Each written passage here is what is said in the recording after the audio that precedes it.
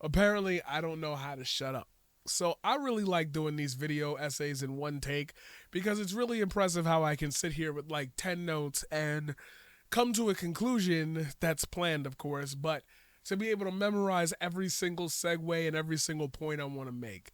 So we're going to consider this part one because I don't mind talking for half an hour to 45 minutes, but one day I'm going to have to try to pull this off for an hour and a half. I don't think I got it like that, but we'll see what happens in the future. I am currently, let's say, there's a little side issue in my life that I have to kind of take care of, and I'm kind of acting from a point of, I want to say trauma, but just lessons learned about certain situations and how you can't control them. So you kind of got to jump on that ahead of time because it's like, yeah, it's not a problem now, but it could be a problem later. And if it's a problem later, if I speak up now, it's going to be less of a problem later for me. So I'd rather do that than just, hide in the shadows. But that leads me to a thing that I was thinking about today, and that's why we're going to do this in parts. When will I do part two? Probably tomorrow at the time of recording this on Friday. So hopefully, when I upload this, the next part also comes the exact day tomorrow, but we'll see. I was thinking about seeing forks in the road and how certain adults, like there's large swaths of populations of adults who have that one defining moment where they say, if I would have just, and I thought about that for a long time. And the conclusion I came to, because I'm going to just speed there and then work our way backwards and see how the I got there. The conclusion I made was is that I can never say that I have regrets about how my life has turned out because of a question that my friend Danny had asked me a couple days ago, in which he said, we were talking to two other people at this community meetup thing, and we had a few beers around, and he asked me, in without the context, what would your funeral look like? And I instantly knew. I didn't even have to hesitate. Beautiful.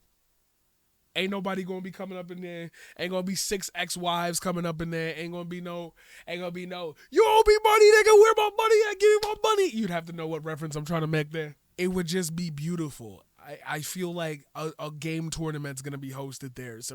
They're gonna play Jackbox or watch a film or do poetry or do an open mic. That would be exactly what my funeral would be, an open mic. But it would be beautiful.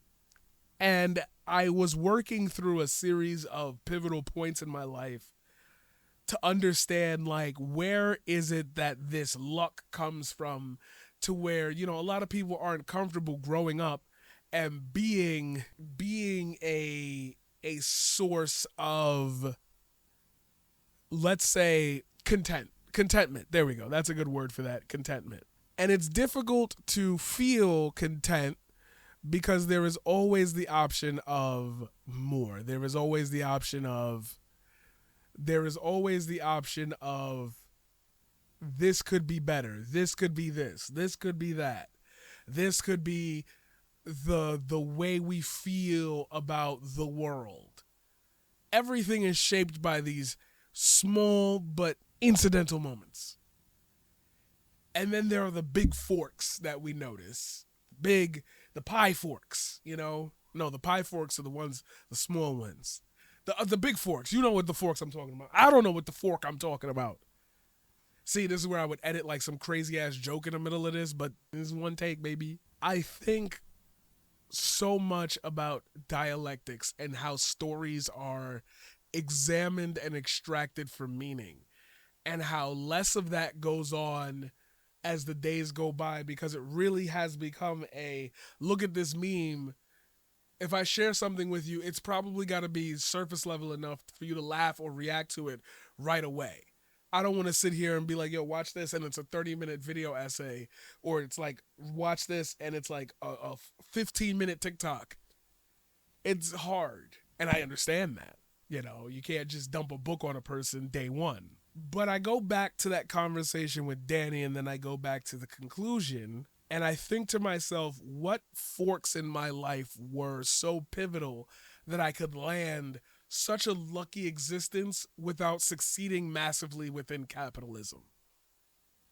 fair, right? You know, lower class. Lower class is crazy. But it is a low wage working class. Like, that is what it is. Even things like that, just small reactions to songs, flowers, colors, like all of this from pivotal moments in someone's life. So I thought about my pivotal moment, which was obviously turning down the Posse Foundation scholarship and not going to college in the South.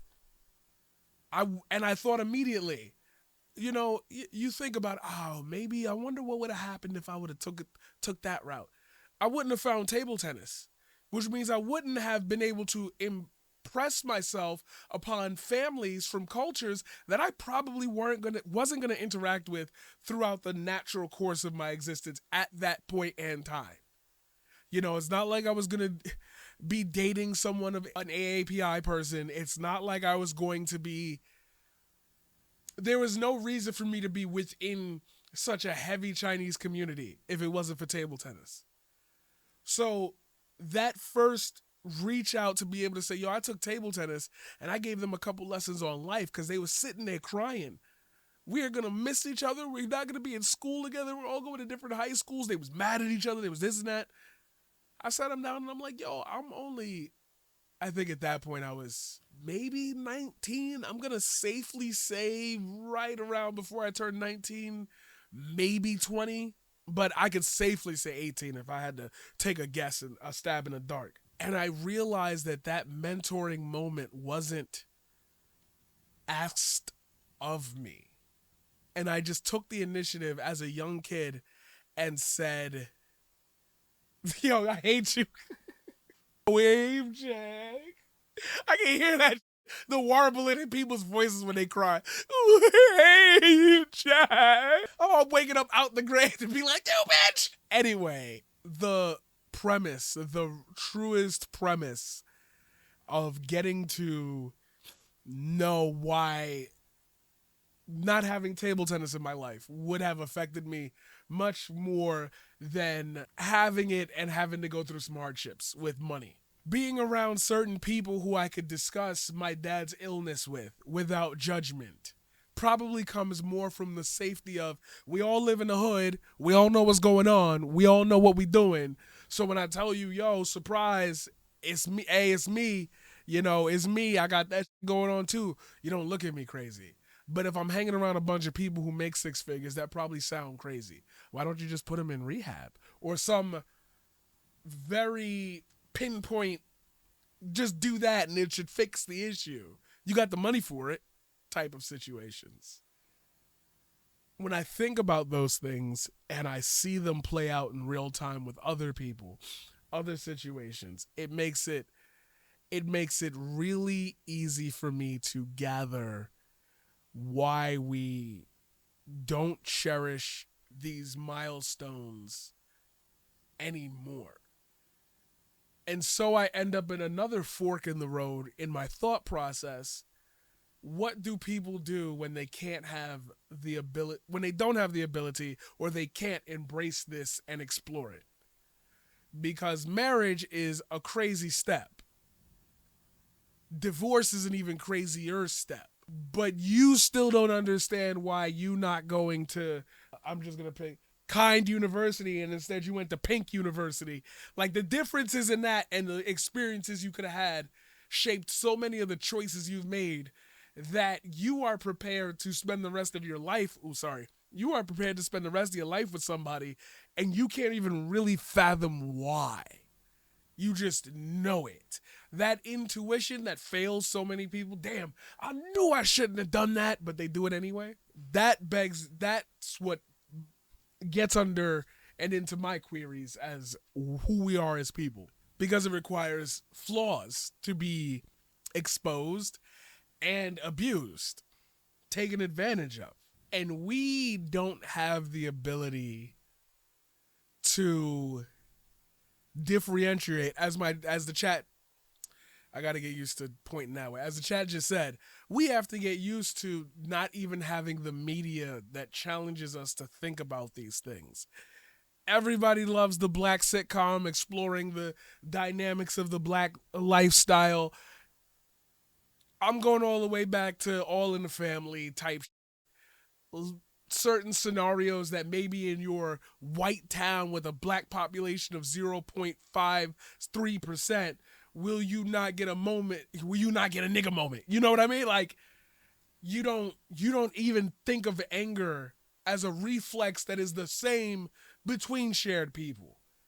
You are one of the people who will say some like, it's the usual suspects. Rolling it back, how would their funeral look like? That's what, see, pivotal things like me not going to college and staying in the city leads to my love of photography. I would not be a streamer. I would have a different viewpoint. I probably, we going to war with Iran? Well, I guess we kind of gotta. Could have been a person that I could have turned into, which would then develop a new set of boundaries in a different workspace with different friends. All of these points of contact. And I said to myself, as I was drafting this, that fork in the thinking, could that even be aided by just the mere fact that I work in a childcare capacity? That now, not only do I get to see people my age evolve in real time, but I get to see the residual effects of that on the next generation every day, as opposed to somebody who works in an office and probably is a little bit secluded from the formalities of growth in adult life. Because hey, John, so guess what happened last night is not happening at wholesale between the entire office.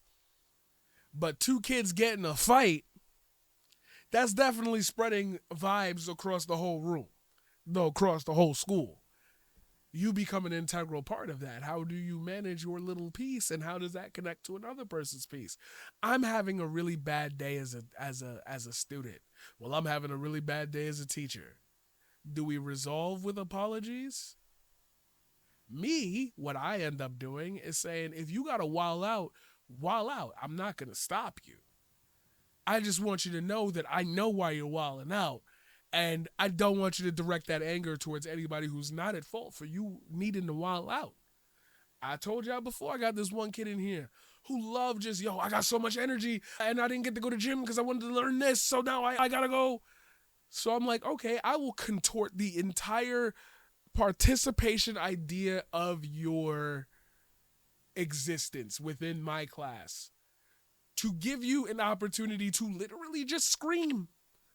Run around in a little circle in the middle of a computer room and just scream. How do I make that effective towards his learning? Towards their learning? How do I make that effective? I can come up with the answer easy. Most people can't.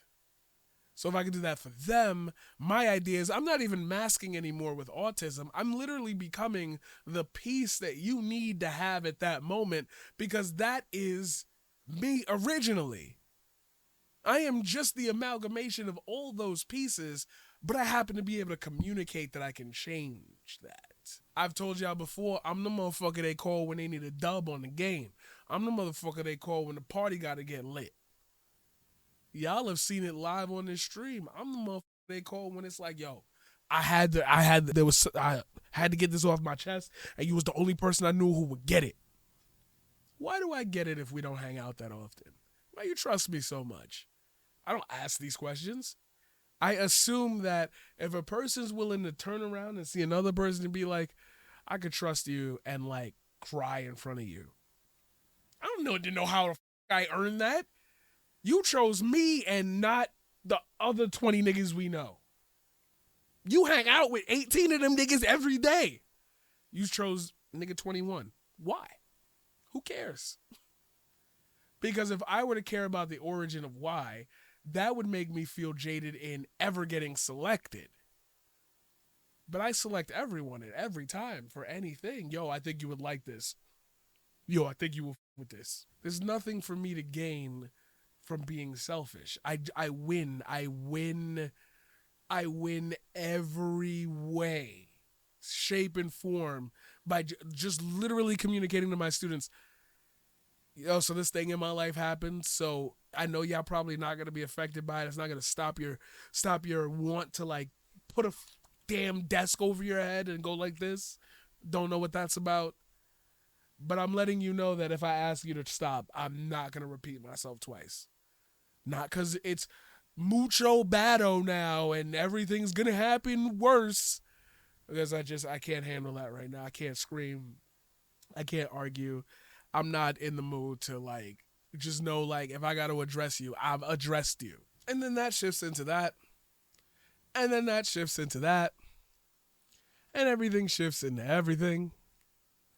So you are left wondering and thinking, well, why is it like that? Why are we these types of people who develop these types of thought processes and don't have the ability to communicate why we think this way? It goes back to the beginning, the forks in the road. And how the first big fork that I can find that's not kissing the emo goth girl after disappearing for 8 months out of the 9 months of a school year in 8th grade at prom. That fork did something good for me, I can healthily assume. Maybe I would have ended up here anyway. Who knows? Maybe I would have ended up here anyway. But it wouldn't be exactly like this. I would be saying maybe exactly the same thing, but not with the same motivation. Not with the same understanding of what's behind the words and how sacred airtime is. With a healthy appreciation for the arts, maybe. Maybe I get burned out in college. God forbid, and I really mean this, and I'm being dead ass with y'all when I say this. I wouldn't put this out there or because it happens in America all the time, but maybe I change colleges because I get a scholarship and it hits somewhere else and I don't like where I'm at, and I end up being a victim of a college school shooting. Who knows? Those things have already come and passed. But I can see clearly that every single turn and person I took put me somewhere I was supposed to be. I never got off track. I don't think a lot of people who grow to be my age get to say that. And definitely a smaller percentage of them don't repeat that out loud to an audience. And an even smaller percentage of those people have an audience willing to listen or have an audience, period. So I must be doing something right if it all keeps going right. Now, if I am not bound for success, if a tragic accident strikes the next day or whatever, still same person, still same thing, still same network, still same guy. Nothing changes. Nothing changes. Nothing asks more of anybody around me. It's just like, that was a good dude. Damn, you gotta take it to it. That was a good dude. And that's it. No bullshit about what they do in Zoran's wife digging up her 13-year-old tweets, which reminds me of the argument I got in with somebody else who used to be a fan of mine when I said, yo, I used to say that slur until I was like 17, 18. I didn't know it was a slur back then. It wasn't treated that way. Now they doing that to somebody else while they're actively the right wing in this country is actively advocating for shooting Muslims in the head and deporting foreigners to camps. And some of them are getting even more bolder with their language about Asmongold. Asmongold, the swamp creature, is even like, I got solutions for this. You're not going to like them, though. And it's like, what if I was a person who liked him? How would I break out of that? How would I break out? How would I figure that out? How would I even know these people exist? And they affect the cultural zeitgeist. We've seen it. Okay, I'm not gonna lie to y'all. I went on a trip with some of the students from one of the schools. We had a trip yesterday, and it was like a VR type experience. Anyways, a lot of the games had you like doing squats, so I am in pain. But I dropped the weed, so I'm gonna go get that. It's difficult. Happy Eid, yes. Look at that in the video. We covering everything. Shit really hurt, bro. Oh, whew, whew. It'd be like when you use your legs too much to do some little pumping. Noruz, it's Persian New Year. I like that. I'm learning. Now I gotta memorize that. Yeah, download. No rus. I didn't know that either. Oh no, let me respond like who I could have been. Come on, man. I've already learned one foreign holiday this year. I don't need to hear two. As a matter of fact, why are you even bringing that up? Shouldn't we care more about Eid? Isn't that the most important one? That's why we didn't have work or school today. Come on.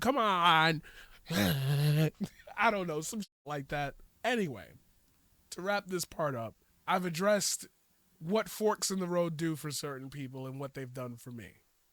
And the next part, I will talk to you about like how I apply that to people, places, and things, and why I fit into so many grooves over the path of my life, and how that's affected my social standing as well as my thought process when it comes to telling you shit about politics and what game I'm gonna play or whatever like that. I'm the Paradigm Shift. See you in the next one. See, what they don't know is that this is actually pre-recorded. So none of this is actually real right now. I haven't even started the stream. I was just playing a role. I'm so good at this that I can do this while streaming. Just play a video and they won't even know if it's real or not. They're going to be like, but I saw you put the chat in. I saw you respond to the chat. You don't think these is my G's? You don't think they planned that? You don't think we good enough for that? Now, if you don't mind, I'm going to go work on that novel.